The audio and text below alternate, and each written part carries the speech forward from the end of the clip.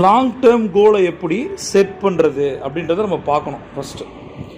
இப்போ லாஸ்ட் வீடியோவில் நான் சொன்ன மாதிரி இந்த புள்ளி விவரங்களை பார்க்கும்போது உங்களுக்கு ஒரு பயம் வரணும். நான் என்ன கேட்குறேன், இந்த புள்ளி விவரங்களை பார்த்து தான் பயம் வரணுமா? நம்மளோட வாழ்க்கையை பற்றி நமக்கு தெரியாதா?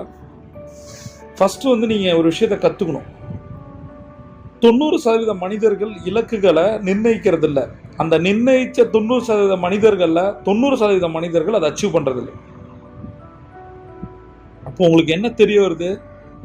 1% மனிதர்கள் தான் அச்சீவ் பண்ணுவாங்க. எங்கேயுமே 1% ரூல் தான் சக்ஸஸ் ஆகும். 100 பேர் இருக்கானா ஒருத்தன் தான் பணக்காரன். சரியா? இதுக்கு என்ன பண்ணணும் அப்படின்னா 2 விஷயம் இருக்குது. கோலை எப்படி செட் பண்ணுறதை நம்ம கற்றுக்கணும். அது ரொம்ப ஈஸி இல்லை. டக்குன்னு எழுதுவீங்க. Short time goal, mid term goal, long term goal. உடனே டக்குன்னு எழுதுறது. அதை வாங்கணும், இதை செய்யணும், ரைட்டு.